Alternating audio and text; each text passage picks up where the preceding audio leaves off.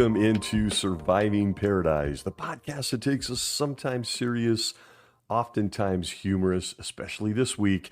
Look at the claim by Jehovah's Witnesses that they're living in a modern-day spiritual paradise, rich with spiritual things. I'm your host, Stacy Bauman, former elder, ministerial servant, and a kid raised as a witness throughout the 70s and 80s. As I do, just a warning for any who are in sensitive territory or spots in their life. We have a lot of sarcasm, humor, and sometimes some pretty intense emotions here on this show. We're trying to heal, never meant to offend anyone. Simply my own take. It is June, and if you're a Jehovah's Witness or a former Jehovah's Witness, you know what that means. It's convention season. For the younger people listening, this used to be the biggest deal of the year back in the day. In the 1980s, it was our shot at meeting a cute boy or girl. The convention. We got a fresh haircut. We went shopping for a new tie, a new shirt. And for the sisters, the new dresses, the new shoes. Big deal. And for the sisters, it was dresses. For the younger generation, no slacks were allowed. Not until Jesus gave the world new light back there in 2024. Now the gals can wear pants. We young brothers at this time volunteered for jobs like working in the sound department where we ran wires all over stadiums, or in trucking. Who remembers trucking? For those guys lucky enough to drive the food around the Coliseum, we got to sit in the back of pickup trucks. It was so cool. You braced yourself, praying you wouldn't get assigned to cleaning. Nobody wanted to clean the bathrooms. Spending any more time than necessary in the men's restroom was hazardous to your health. I'm still in therapy for that smell. It's the most unique smell I can remember, only available at the summer conventions and the men's rooms in those rented football stadiums. God, the memories. For some, back in the day, I really don't know when this went away. It meant traveling. We got to stay in a hotel, in some cases, college dorms. I had the privilege of doing both. And the dorms, those college dorms were great. You got to know your fellow brothers and sisters really, really well. The walls were very thin. And, well, you could, how do I say this? You could hear everything. But you also got to stand in the hallways eyeing that sister from another congregation until you both awkwardly smiled at each other. And let me tell you, the football games after the convention session each day, they were 3-4 days back in the day. Those football games out in the field behind the Coliseum were epic. Ours ended in the circuit overseer having to give a talk on brothers playing violent sports and how it had to end. So many broken bones at the conventions. But I'll tell you, the spiritual food in those days seemed, at least from my perspective, I'm biased, a little deeper than what Jehovah's Witnesses are getting these days. We couldn't wait for the costume dramas, with one in particular standing above the rest in my memory. You guessed it, my guy Noah. Who remembers that drama? That brother you barely knew from across town from another congregation with his fake beard on, getting into the ark. We had the audio of Jehovah sealing the door, and the speakers were booming as the floodwaters came from the sky, with the real highlight being the audio of people begging to get into the ark. Those people that were screaming and drowning. Who remembers that drama? Anybody? It was unbelievable. It was chilling. And it was also very kid-friendly. People begging to get into the ark as Noah sailed away. I always wondered if that was when Mrs. Noah made her move. Noah was a little vulnerable. 500 years without kids is a long time. And look, outside of shoveling mounds of shit outside one lone window, there wasn't much else to do while floating around at sea. And let's face it, the animals were, doing it. They were doing it because they had to have animals to sacrifice. That's the governing bodies theory. And I got to tell you, I think it was during that boat ride that Mrs. Noah made her first move. My guy Noah, he was tired. He was tired. Okay, convention season. It was so much more special back in the day. That's my perspective. And I'm willing to be wrong.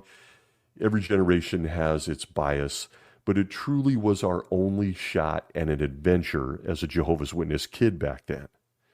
For those of us that came from families that were too poor, I should say, to do anything else, it was our only version of a summer vacation. I know it's pathetic. It is.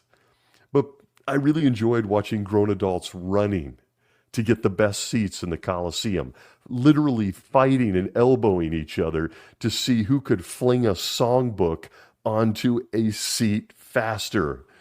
All those reminders at the service meeting leading up to the convention about not saving seats. And I got to tell you, not a damn person listened to them. It was fun to watch the crowd run to get a seat to listen to these guys give talks. But back to 2025. And here we are. It's convention season. And I'm here to say it used to be so much simpler, so much simpler. We knew what we were in for, a symposium or two where we had to go through several packs of lifesavers just to force ourselves to stay awake. Back in the open-air stadium days, we knew we were in for a sunburn. Then we were going to freeze to death minutes later when the fog rolled in at the now long-gone Candlestick Park in San Francisco. As kids, we would laugh at people sleeping and drooling on themselves during talks. And sorry, I'm doing it again. Enough with the nostalgia. Okay. I'll get out of it. The 2025 Pure Worship Convention of Jehovah's Witnesses is here. And I am here to tell you it is special.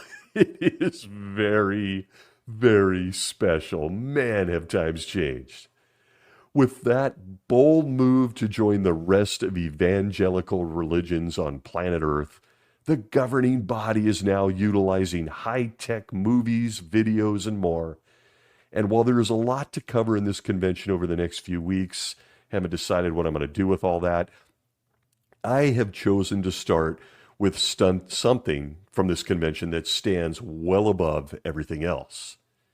In the modern-day age of movie production, Jehovah's Witnesses will be treated to a feature drama, read movie, called The Good News According to Jesus.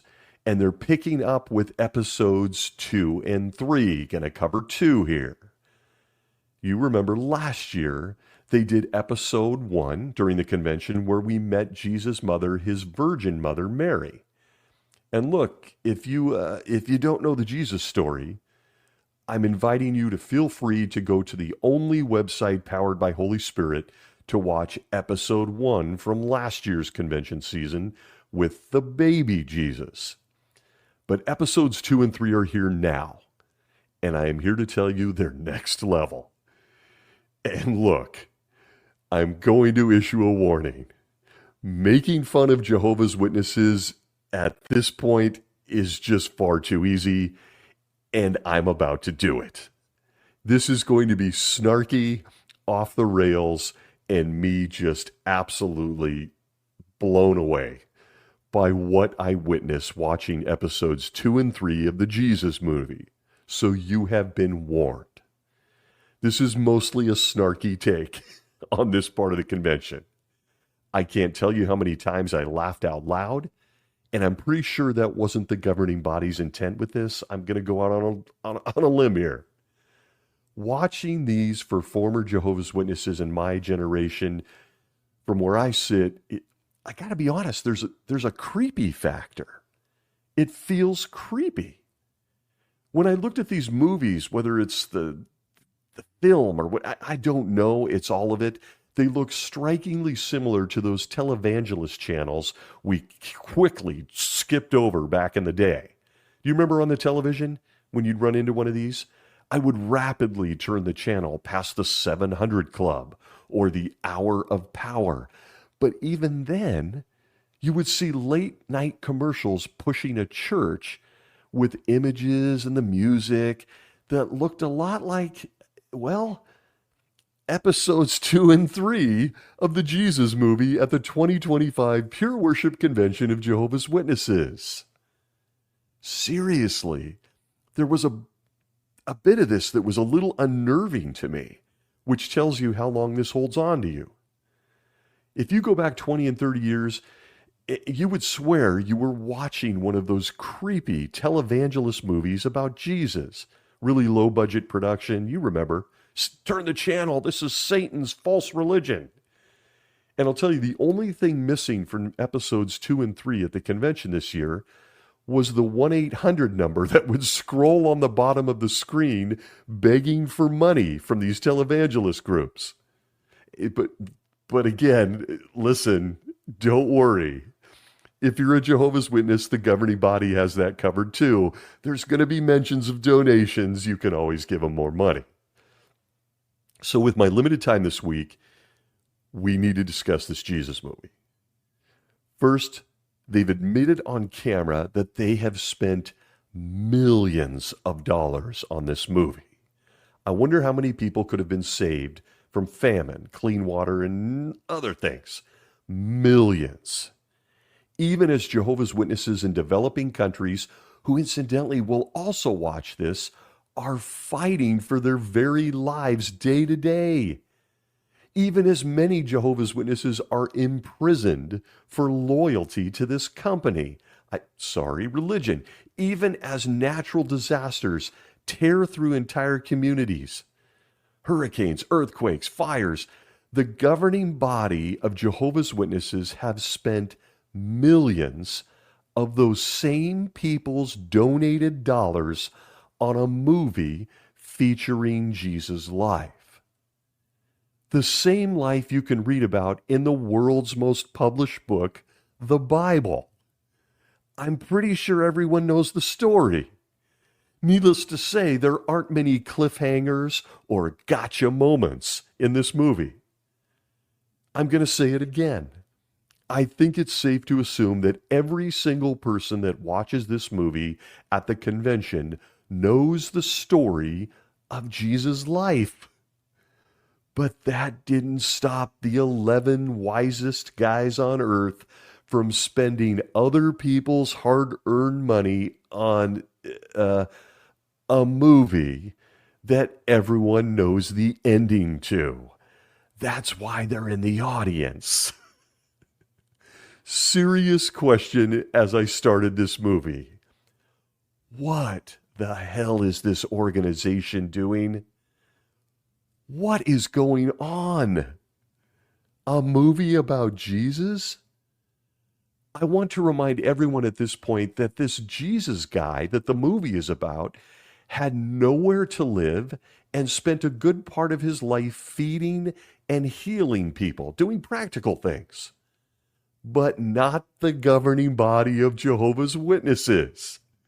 While an estimated 40,000 people die daily from famine in developing countries and also a lack of clean water, they're taking those same people's money and producing a movie on the life of Jesus, a life they all know about and is the very reason why they claim they are already a Jehovah's Witness. Please spend a few seconds and give this some thought. They're spending millions to make a movie based on a guy they claim chose them, which is exactly why everyone watching this movie chose to be a Jehovah's Witness. What is this? What is the purpose? Is this simply for reinforcement? Is this an attaboy? What is this?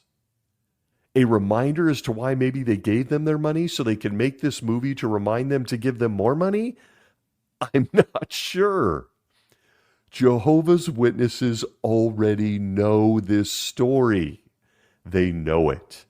They've been told the Bible is perfect. It's all you need to be fully competent, completely equipped. Why does the governing body need a movie? Why did Jesus himself greenlight a movie about himself? Really? From the second I started watching this, I couldn't shake the thought that the governing body has just run out of ideas. They're just out of ideas. Movies are going to help them solve it. They don't have a Fred Franz type guy, like some kind of wise, weird oracle who can write anti-type articles and spin everyone's brain into after-meeting debates on who the king of the South and who the king of the North are. Remember those days? It all seemed so smart. We were all so smart. They played that card on my generation, and it worked. But now, in 2025, they're down to producing movies of stories every Jehovah's Witness already knows. That's why they chose to be a Jehovah's Witness. By the time I had completed it, it's obvious to me that the real point of these movies now, and this one in particular with Jesus, is all about going after the emotions. Anything that provides logic, overt intelligence, any depth is long gone in this organization. Even though that stuff was absurd too, at least there was some pretense. But today, it's about going after the heartstrings. Let's get them all emotionally whipped up. They're playing on people's emotions. And how and why do I say this? Movie theaters do this. Movie theaters do this. Hollywood does this. That's how they get people to part with $25 for a bucket of popcorn in a movie theater. That's how they do it. Tap into the emotions. Never fails. But a brief side note. Just before we are introduced to the movie, we get a downright creepy green screen moment with our most diverse governing body member, Samuel Hurd. Go check this out. It is weird. Very poorly done, in my opinion, and weird. I found it kind of jarring and strange. I get creepy. That's the only word I can come up with. He doesn't say much, but he just even looks physically strange. It looks like one of those public access channels we used to have in the early 80s that would come on late at night. Just this weird old guy sitting in his easy chair against an ugly green screen. Go check it out. I'm going to move on from this. I just found it kind of jarring. Moving into the movie, we launch by being introduced to someone we all know, John the Baptizer. And yes, it was at this point that I laughed out loud and hit the pause button because I couldn't stop laughing. You see, John the Baptizer, despite his Hebrew and Jewish heritage, is a white guy with baby blue eyes and a really nice, thick Australian accent. I mean, what? Really? Why? By the way, one of the greatest accents on earth for our Australian friends. Absolutely charming, which might answer my question as to why. But you spent millions on this movie, and you decided that John the Baptizer should be a white Australian guy? Really? Who's the casting director? And I'll say this, if this guy isn't married, he will be soon. Good-looking dude. He is sporting some guns. His arms are chiseled. And I'm telling you, the sisters take note. Might get him to sit up a little straight at the convention. This John the Baptizer, once you see him, it's very clear he hasn't been missing arm day at the gym. In fact, this John the Baptizer has been hitting the gym and apparently surfing just off the Gold Coast because he's got a great accent. You seriously have to see this. This organization and the people who make decisions continue to slay me. Millions of dollars on special effects, millions of dollars on costumes, millions of dollars on sets, millions of dollars on audio equipment and cameras, only to cast a white Australian guy as John the Baptizer. I think they missed a detail. I was trying to remember what I read in the book version, the Bible. As they say, the book is always better. And well, I tapped into it. I opened it again to get a feel for John the Baptizer as I listened to White Australian version. And I went to Matthew chapter 3 and verse 4 of the New World Translation, which tells me the John of the Bible was this, quote, "Now John was clothed with camel's hair and had a leather belt around his waist. His food was locusts and wild honey." End quote. Well, I no. No, it wasn't. Sorry, Bible. According to the governing body's movie with the very subject Jesus Christ as its executive producer, John the Baptist was really a white guy from down under that may have been a precursor to the Las Vegas show Thunder Down Under. He doesn't miss gym day, and based on his chiseled guns, I'm guessing he doesn't miss too many meals high on protein. He's not eating locusts, not bugs. They must have also forgotten the camel's hair. Not seen here. What he's wearing looks like one of those, God, I'm going to date myself here. Looks like one of those old simplicity sewing patterns that the sisters used to pick up in the 1970s to make dresses. If you were there, you remember. But with millions of dollars down the drain, Jehovah's Witnesses are asked to suspend any disbelief and enjoy Australian John the Baptizer. The movie continues by showing us John baptizing people and ripping into the Pharisees with, incidentally, a big crowd of other very white Jewish people also wearing clothes from Joanne Fabrics, watching on. A few more shots of John, campfires, and laughter with his fellow Australian Jewish friends. And finally, Jehovah's Witnesses are treated to the guy we've all been waiting for.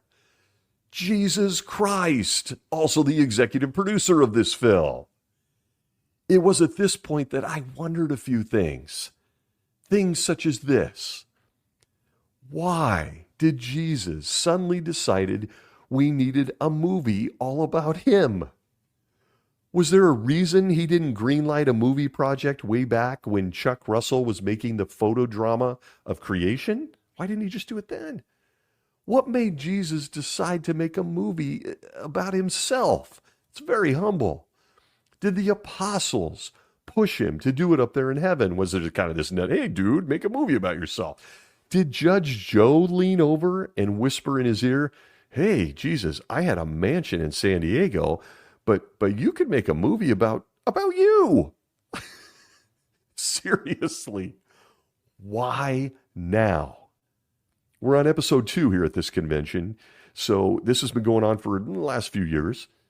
Why? Did the Bible not cover his story well enough? It's, as we're told by the governing body, endured centuries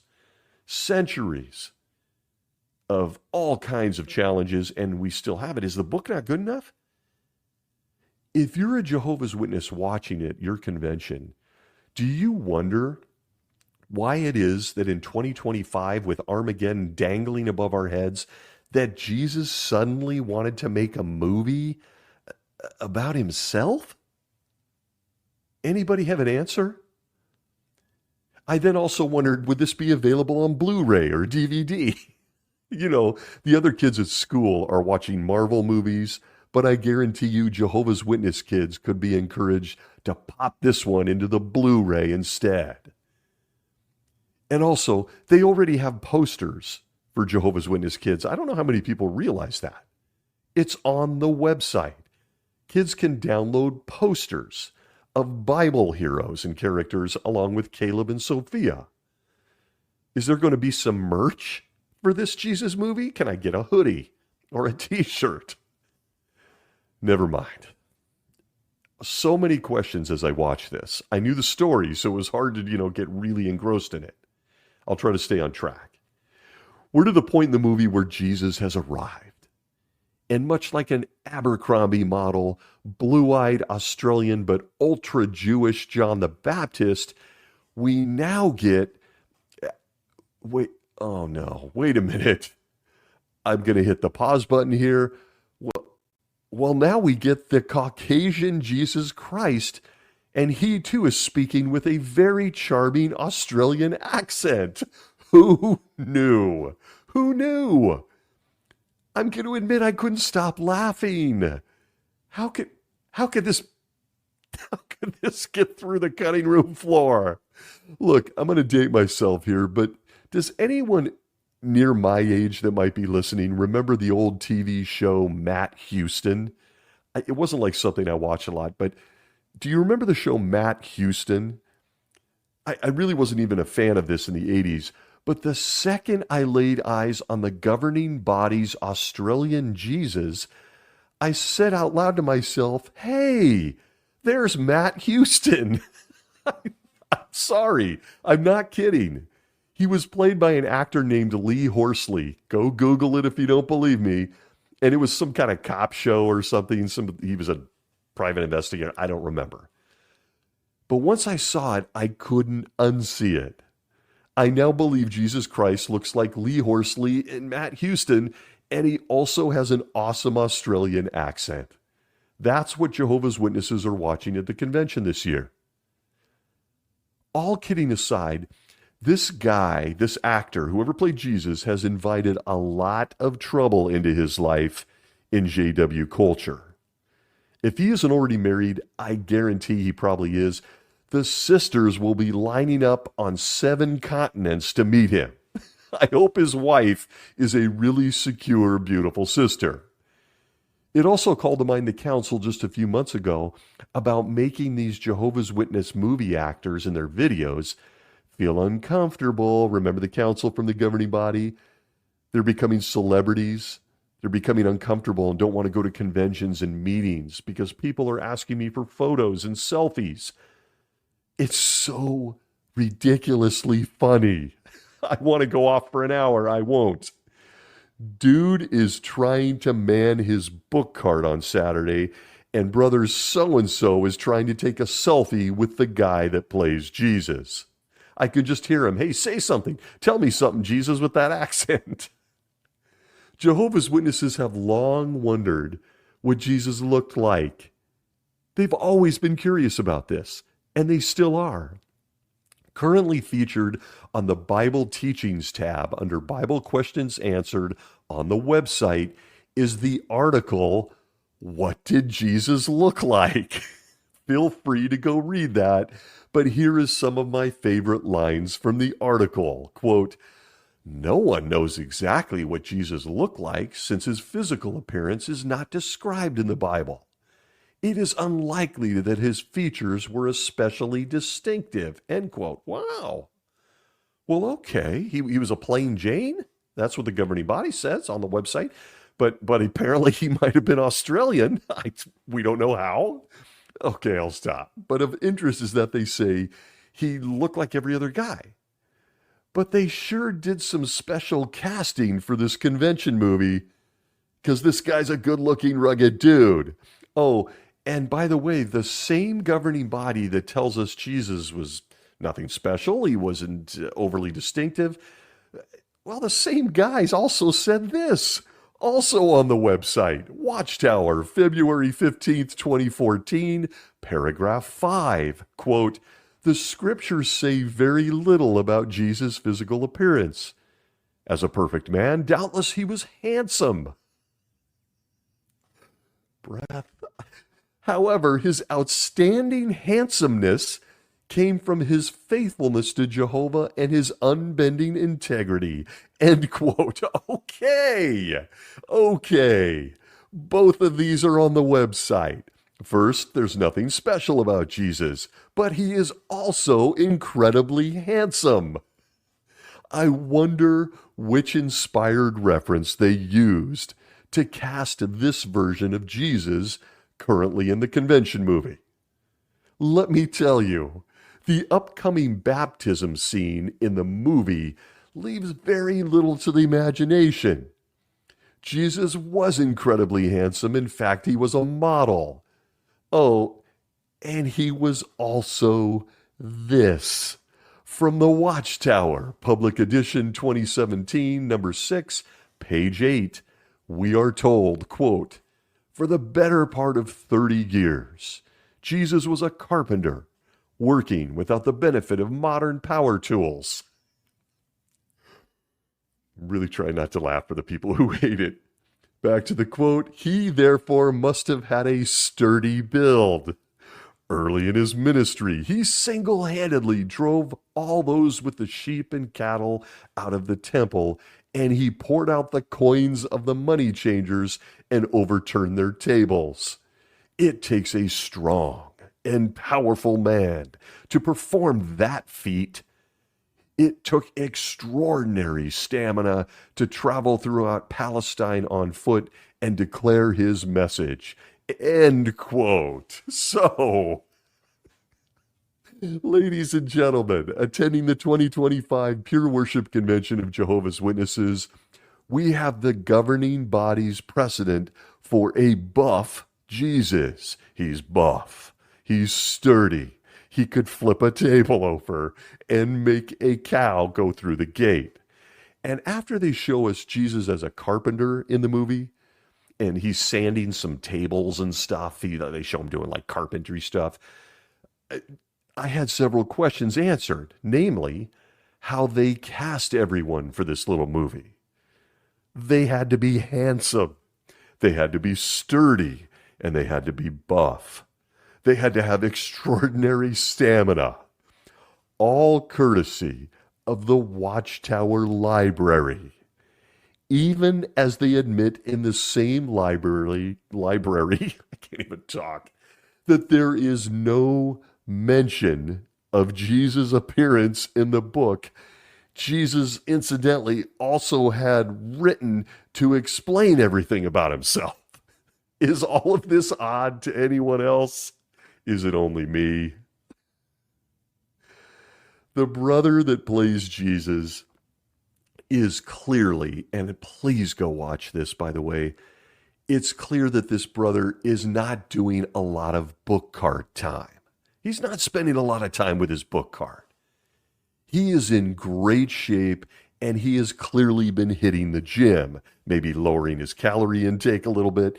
And as most nomadic peoples in ancient Israel, he also spends a lot of time manscaping. Yeah, it's right there in the movie.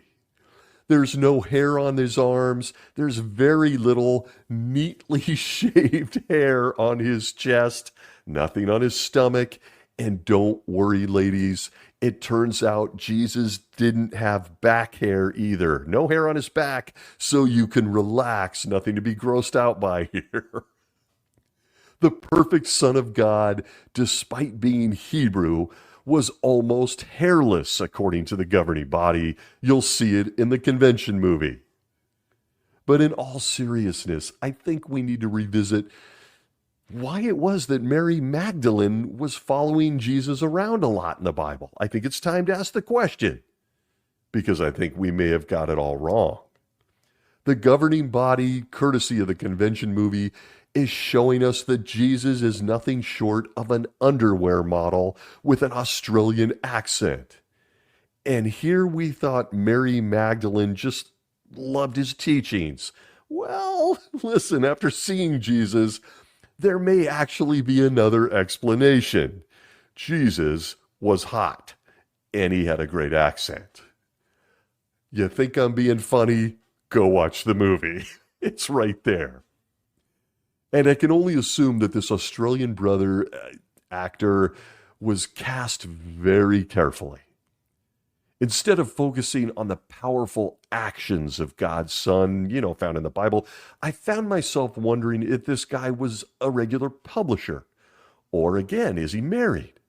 If so, I wonder how his wife is going to deal with all of his newfound celebrity after this movie. If he isn't married, I wondered how many single sisters just moved into his congregation overnight. Did he audition for the role? Can we see those tapes? Did Jesus get involved in the casting from heaven? What about the brothers that didn't make the cut as Jesus? What did they look like? Did this guy hire a personal trainer just to get in shape for the movie? He's shirtless, ladies.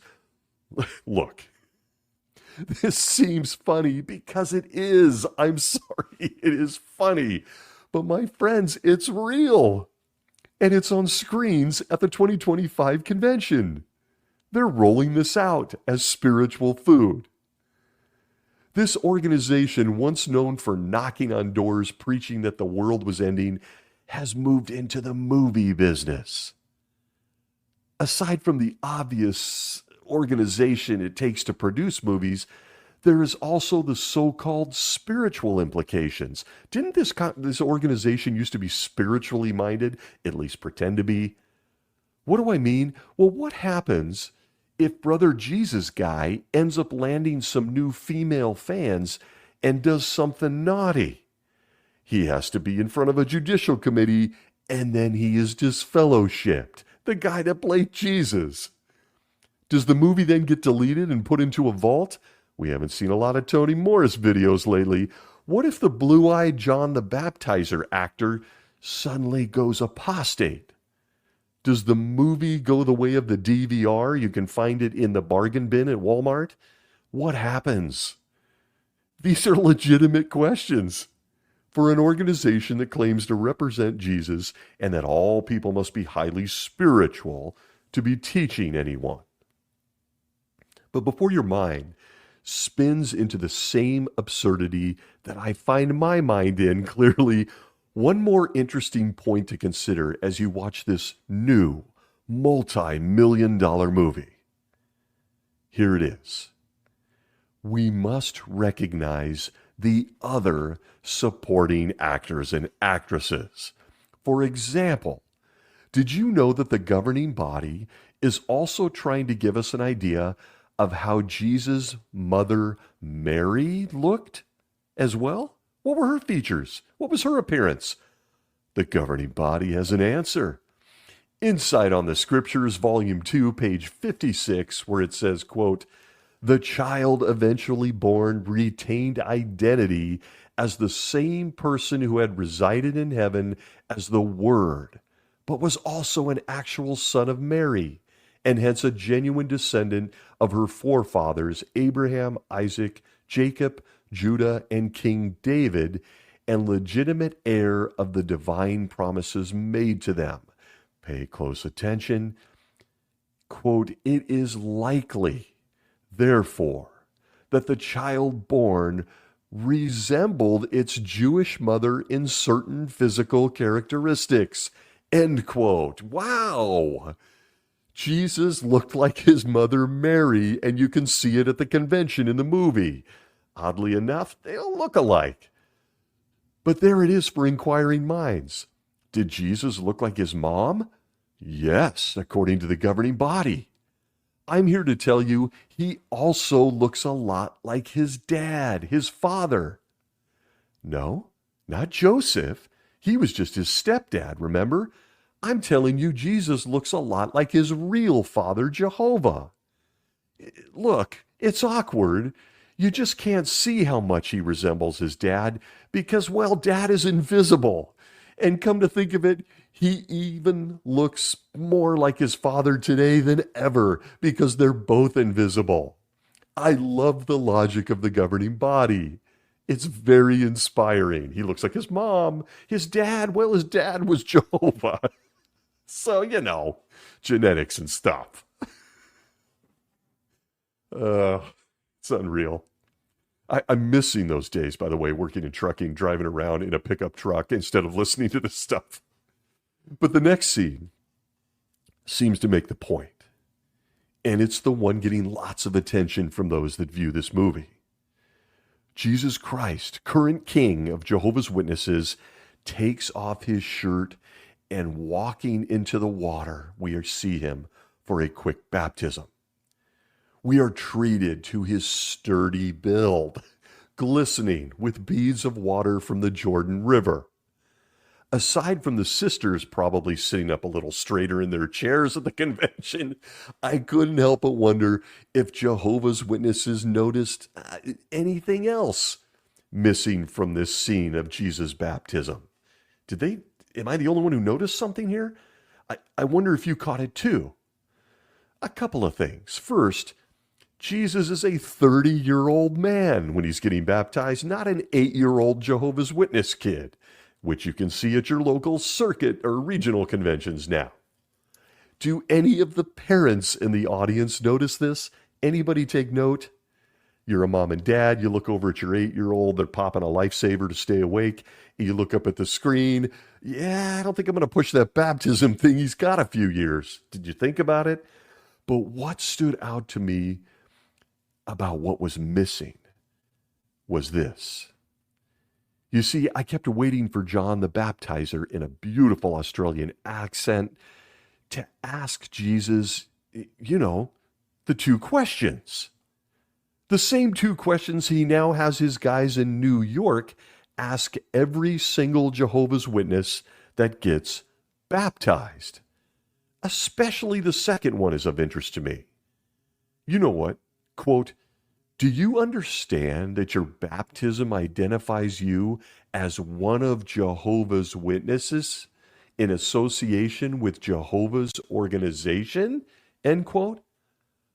I mean, wow. What a miss. John never asked Jesus this.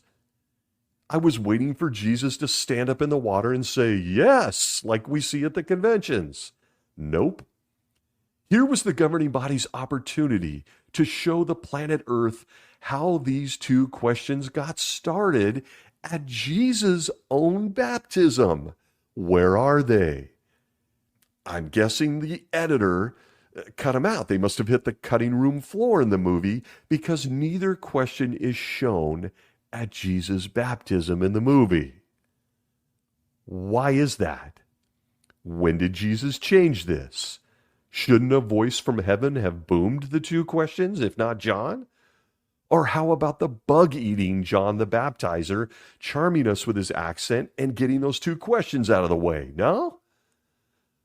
Whatever the case, it pops on screen in full color and THX sound. There's no questions at Jesus' baptism. There's kind of some bro hugs and some man looks and stuff, but no questions.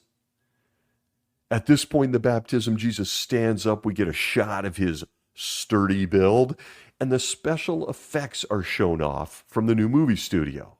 As Holy Spirit descends from heaven, it looks like a CGI dove. Jesus suddenly in the video remembers everything he did in heaven. He smiles big. He's emotional. He almost cries, it looks like. And then immediately tells John about a publishing organization he's going to build in the United States. He's right. Oh, well, no, sorry. I added that part. He never says a word about it.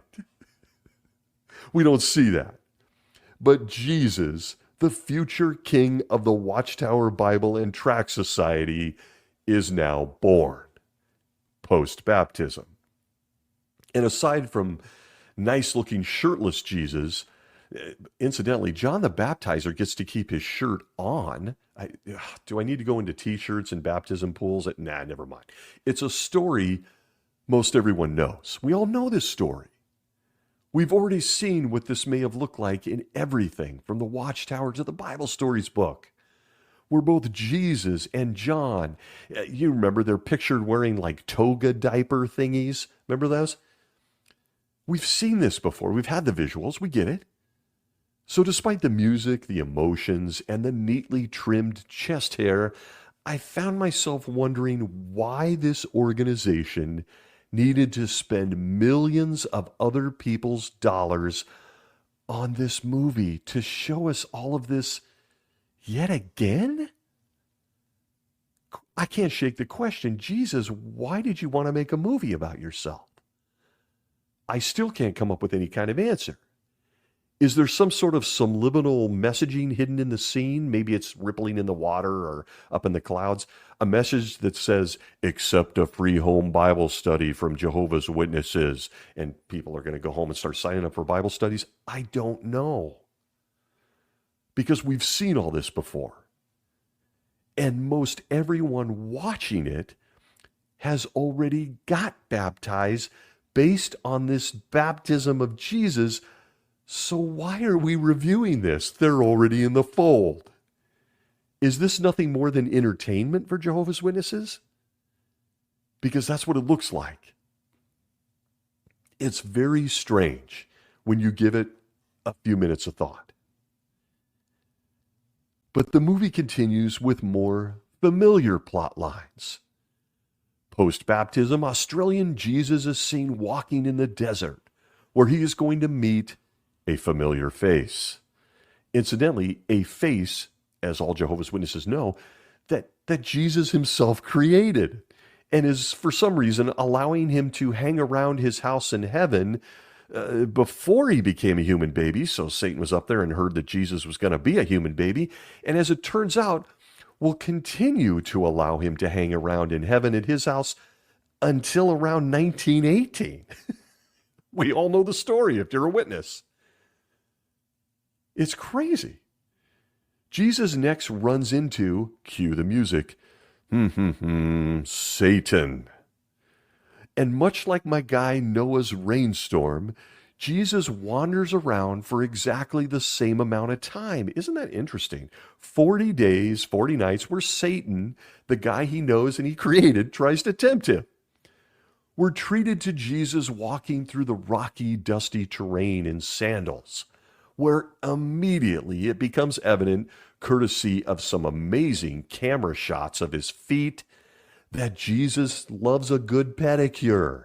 He's Hebrew, he's in the desert, he's been walking around for miles. His feet look amazing for the feet fetish people. He likes himself a good pedicure.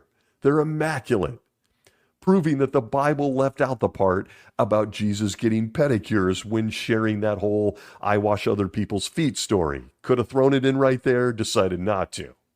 But hey, Mark Sanderson, host of this, thanks for all the feet shots in the movie. I got some questions for somebody on that governing body now. Feet? Okay. As Jesus hikes through an endless landscape of desert here in the movie, the audience is treated to an inspired reading of what I think is Luke chapter 3, verses 23 through 38 of the New World Translation. For those not in the know, it's an exhaustive list of Jesus' lineage. As he's wandering through the wilderness, having memories and looking around by himself, and as a Jehovah's Witness at the convention starts to fall asleep, you wonder, why did they need to read all of Jesus' lineage? Was this the director's idea? Did Jesus want to remind us from heaven? Was he like me, just looking for an opportunity to slip in my guy Noah? See verse 36 of Luke 3, because even Jesus leads back to Noah, my guy. Verse 38 ends with the only dad that really matters, Jehovah himself. But this is really a strange choice to read Jesus' entire lineage while we watch him walk around through the wilderness for 5 to 8 minutes. I didn't time it. I expected it to end with a Watchtower timeline, including Jesus taking his throne in 1914. Like, would they show him walking through the desert and then he just walks right into 1914? It's just him walking. You'll see it if you're going to the convention. And it leaves the audience to hear every man he descended from, right from the Bible, the book that we already know about this story, but let's make a movie. I will say they try to work in that Jesus is regaining his heavenly memory. At least that was my interpretation of the scenes in the movie. We see him watching grass grow. Not kidding. Look at that. Grass grows. Yeah. We see him remembering when he created the sun. We see him in awe of birds. We see him in awe of the water he created, including ice and snow. His memory of creating it all is flooding back to him on the big screen in these scenes. And finally, we see him at one point bend over in the movie and pick up a stone, and it triggers his memory of watching David kill Goliath. He then has a memory of Abraham about to sacrifice Isaac, and he even has a memory of Adam and Eve and watching them get old. And I'll tell you something. I'm going to be honest here. This little sequence of Jesus gaining these memories with the music and everything, this would have gotten me as a Jehovah's Witness. This would have gotten me. I would have been very sucked into this. I know what they're going for, and I'm going to say it. I think they did a nice job working this in. I think they did a pretty good job. It was somewhat compelling to contemplate. And they found a way to say a lot without saying a single word. Jesus, remembering himself as the creator and all the people that came before him. I thought it really, at this point, and I didn't time how long it is in the movie, I thought this was the most interesting part of the movie. So there, I'm going to throw him a bone. And yes, I will say I was absolutely livid that they didn't say son of Noah and show Jesus immediately, remembering my favorite guy dragging tigers to his boat, throwing up from seasickness in the ark, or getting hammered and naked when he got off the ark. But look, you can't have everything. There's only so much time in the movie. But I'm sure Jesus remembered it. We just didn't get to see it. So disappointed. But from there, the video takes us to a powerful moment when Jesus faces Satan's tests. After experiencing human birth, now he faces his own son, an angel. I'm sorry, this is undeniable. This is the doctrines of Jehovah's Witnesses. The governing body films it in such a way that we never really get to see Satan's face. And I immediately thought, probably because when it comes to movies, everybody loves the bad guy. Everybody loves a good bad guy, Darth Vader. We can't have that. We can't have our people in the audience liking Satan. And especially since he's probably good looking too. And remember, Jesus fasted for 40 days and nights and was hungry. And here comes an old friend. But even more interesting is the moment Satan speaks. I had to pause it and gather myself, as I'm trying to do right now, and I want to hear other people's opinions if you've watched it, because I can't quite discern what's happening. But Satan, well, it sounds to me like Satan actually has a British accent. It might be Australian. I can't make it out. I'd love for our Australian friends to comment. But is he British? I'm sorry, folks. I was very amused by all the accents. I was amused. Of course the bad guy would have a British accent. Don't all bad guys? See Die Hard. Satan makes 3 runs at Jesus. Stop me if you already know this story, by the way. And Jesus shuts him down 3 times. It's just like it's been told for centuries in the world's most published book. But well, now, courtesy of a few donation dollars and the governing body of Jehovah's Witnesses, we have a movie to apparently prove it. It really happened. And once Jesus passes the test from Satan, the guy he created, because there is one thing a Jehovah's Witness learns about Jehovah, he loves to put the people he loves most through a whole bunch of miserable tests just to prove their loyalty. He can read their hearts, but sometimes he can't, so he has to put them through tests for loyalty and stuff. An Australian angel then appears and hands out a spiritual hug to Jesus. And undoubtedly, they remembered each other, and it was a very moving moment. You see it on film. Again, I know this is redundant. We know the story, but I'm speeding it up a bit. Jesus then goes in search of his favorite guys, this in the movie that is, that would make up the original governing body of Jehovah's Witnesses. According to the 2025 governing body from Insight on the Scriptures, Volume 1, page 128, Jehovah's Witnesses watch this on film now. Quote, in the formation, organization, and subsequent direction of the Christian church, the apostles occupied a primary position. Although they were joined by others of the older men in such supervision, they formed a principal part of the governing body of the expanding Christian congregation. And this body was recognized by the early Christians everywhere as the channel of communication used by God to render decisions and direct affairs of the congregation throughout the earth. End quote. The original governing body. And I thought it was cool to see Jesus handpicking his original governing body, the apostles. Because, well, today, look, let's be honest here. Jehovah's Witnesses don't get to see Jesus choose the 11 guys we know in upstate New York. They have absolutely no clue how they're chosen, why they're chosen, or anything else. So it was kind of cool to watch the movie and see Jesus handpick some people. I guess that's how it works. One day they heard about it on JW Broadcasting, and that's all a Jehovah's Witness gets into how the guys in the governing body are chosen. But when Jesus tells Peter, Andrew, James, and John to put down their fishing nets and follow him, I was left to picture him telling Tony Morris at one point to put down the liquor bottle and follow him right into the governing body. He's not there anymore, but it happened. See, this movie does have some positives. We get a view on how Jesus chooses the governing body. Thank you. All on film. The movie continues with the famous wedding feast at Cana, and we see Jesus turning water into wine. And yes, it was at this moment I searched frantically to see if that same guy, Tony Morris, would make a cameo as an extra. We got people getting married and we got alcohol. But alas, Tony remains in hiding. No sighting. No one seems more impressed than his mother Mary in that Jesus turns water into wine. By the way, she looks nothing like him, even though the governing body says they must have. I don't know. But even seeing it on the screen, I was still bothered when he addresses his mother and says, woman. He calls her woman.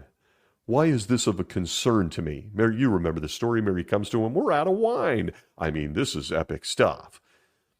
And he says, woman. I get it. Cultural, ancient, blah, blah, blah. But look, man, this poor virgin girl was almost dumped by her fiancé until an angel appeared, got involved, and told Joseph to get his act together. She carried Jesus for the better part of 9 months. She then birthed the Son of God. And leading up to that, they didn't have Dairy Queens on the corner in those days, so no one was getting her a Blizzard or an ice cream for her cravings. And did I mention all the incredible pressure of carrying the Son of God with all of mankind in the balance? Like, she chokes, mankind is wiped out. Can Jesus at least call her mom? Can she get a mom? Maybe throw her a bone. Mom, mother, dear mom, mommy. No. We see it on film at the convention. Jesus looks at her and says, woman, what is this to me? And now it's forever immortalized on film for Jehovah's Witnesses. Very touching moment. Not at all. It bothered me in the Bible and it bothered me on film. It's ridiculous.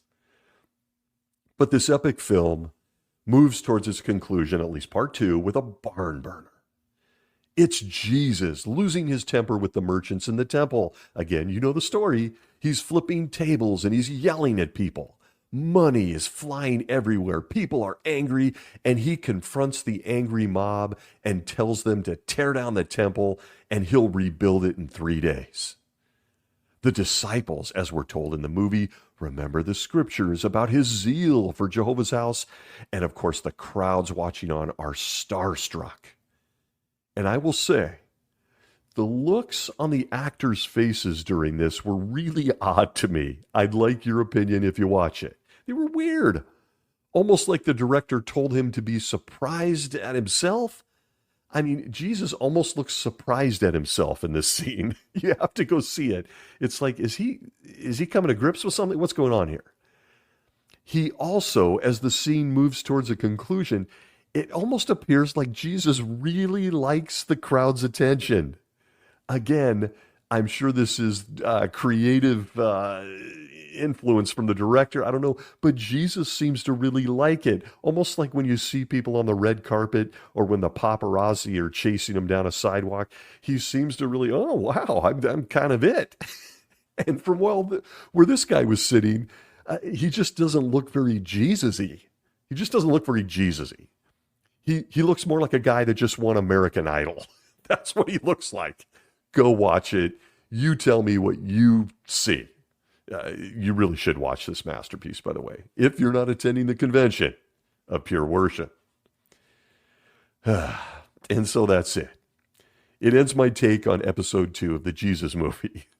I'm looking forward to episode 3. Haven't watched it yet. There should be a lot of great stuff in episode 3. Once this was over, full confession, I sat in silence for a few minutes. My mind raced to Jehovah's Witnesses that would be viewing this and seeing it for the first time at the convention. Just grateful to watch a movie that they already knew every detail of, just to rescue them from another boring speaker and another symposium. God, at least we get a movie. I pictured those days in school when the teacher rolled in a projector and you knew you could just zone out or fall asleep in the dark during the movie. It was like a free class. But I also had to be honest with myself. I think the Jehovah's Witness in me would have thought that this had some nice moments. I know, I can't believe I'm saying it. That's just me being honest. The character of Jesus Christ continues to be a very, very good one. And for those that still believe and are Christians, I respect that. A wonderful character. And they actually did a few things, not a lot, but there was a few things I thought that they did fairly well here. I'm throwing them another bone. But the one thing that continues to bother me and continue to bother me throughout the viewing was why? Why are they doing this? Why are they spending millions of dollars to have a movie featuring Australian Jesus, British Satan, and an ending we all see coming? Who does this help? Is this supposed to help baptize Jehovah's Witnesses hang on a little longer? Is it supposed to inspire the kids watching this? How about the Bible studies? There are so few of those these days who might be in attendance watching this. Is it supposed to help them? Are they going to suddenly beg to get in the swimming pool and get baptized? Is there not a single thinking Jehovah's Witness in this worldwide audience at this convention wondering why this movie had to be made at all? I mean, we got the book, and we got thousands of Jehovah's Witnesses donating their money to have the New World Translation book printed over the last better part of a century. Why? I reserve the right to change my mind, but after some thought, I really think they rolled out this movie to sell Jehovah's Witnesses, frankly, on the idea of their movie studio. Somebody's going to think it's neat. And so they started with a movie that would have an immediate impact. It would also feign and require obedience. They started with Jesus. Let's do a Jesus movie. You can't deny Jesus is great.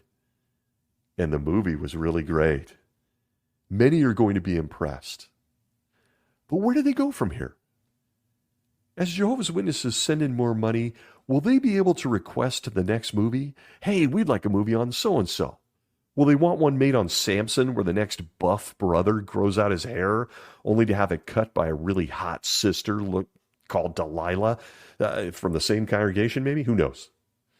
What happens if someone asks to see a movie on Sodom and Gomorrah and they'd like to see a movie on the life of Lot? Who wants to tell them which part of the Lot story to cut out?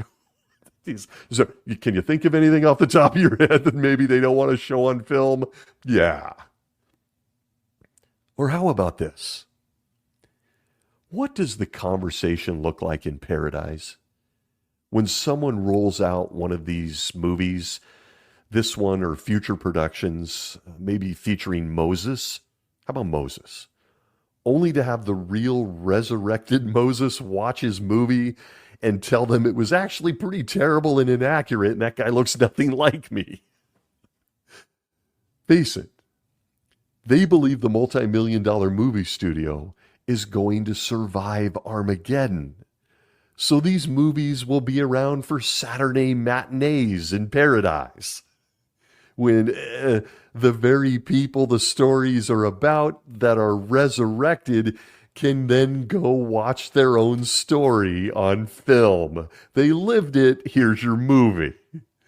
Gonna be a real awkward moment in the theater when David and Bathsheba roll up with their popcorn. It's gonna be rough. Just saying. Imagine her husband that David had whacked. Do I really need to watch what he did to me again? Oh, I could keep going. I think this is the first of many movies to come. They're spending millions on this stuff. So stay tuned. I want to thank you for joining this week, listening in wherever you may be. This has been crazy. Had to be said. Be well.